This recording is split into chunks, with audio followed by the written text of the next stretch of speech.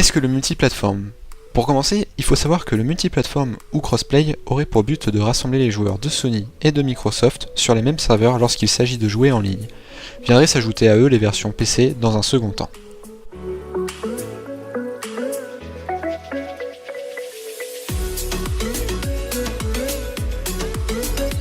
Mais qu'en est-il alors du multiplateforme? Si Sony et Microsoft ont manifesté de l'intérêt pour le crossplay, les deux sociétés n'affichent pas le même empressement à concrétiser cette piste. Sony a d'ailleurs listé plusieurs obstacles qui seront compliqués à franchir. Encore improbable il y a quelques semaines, la perspective de voir les joueurs de la Xbox One affronter ceux ayant une PlayStation 4 au cours de la même partie en ligne est devenue vraiment crédible il y a quelques jours avec les déclarations successives de responsables officiants chez Microsoft et Sony. Un tel rapprochement serait un sacré changement dans la politique des deux entreprises, plus habituées à s'opposer sur le terrain du gaming qu'à coopérer.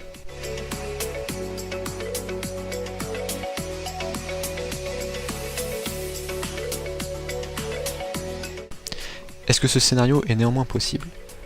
En effet, ça reste à voir. Sony a, pour la forme, fait savoir qu'il n'était pas opposé à cette idée, histoire de ne pas faire preuve de mauvais esprit, tout en rappelant que la PlayStation supporte le jeu multiplateforme avec le PC depuis 2002. Une ouverture en direction d'un concurrent direct paraît beaucoup moins évident. C'est ce qu'a tenu à rappeler le patron de Sony pour calmer les esprits sur le cross-platform. Parce que le PC est une plateforme ouverte, c'est beaucoup plus simple.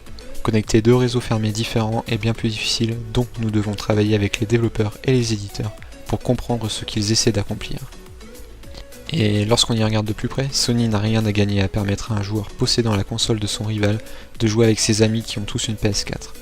Cet handicap n'est pas du tout le problème de Sony, car il domine actuellement le marché du jeu vidéo avec la PlayStation 4. C'est le problème de Microsoft qui est en retard sur le plan commercial et qui pourrait avoir besoin de cet argument de vente pour montrer qu'avoir une Xbox One ne coupe pas la majorité des joueurs. Et si Sony n'a rien à gagner, ils ne feront pas d'efforts et ne dépenseront pas d'argent dans un cross-platform qui ne leur apporterait rien.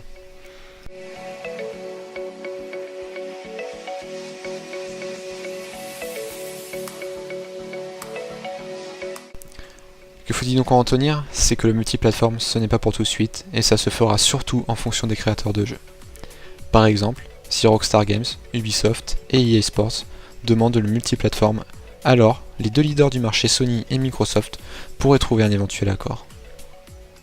Si cette idée se développe, alors nous verrons naître sur les serveurs des teams PS4 et des teams Xbox One, et enfin nous saurons qui sont les meilleurs. Jusqu'au jour où viendront les joueurs PC pour nous embrouiller, et là, le monde de la console se liguera contre les PC dans un match à mort. Mais pour finir, tout dépendra de vous. Plus vous serez nombreux sur les réseaux sociaux à demander un crossplay de ces deux consoles, plus les développeurs auront envie de le faire, car vous êtes leur source de revenus et ils vous écouteront. Et le jour où des multiserveurs seront créés pour console, le gaming connaîtra une vraie révolution. Mais ça, on en parlera dans une prochaine vidéo, avec le futur proche et plus lointain des jeux vidéo.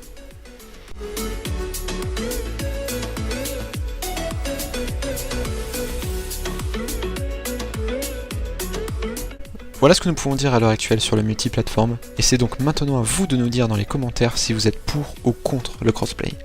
On risque d'en reparler assez vite. En attendant, on vous laisse en débattre et on vous dit à la prochaine.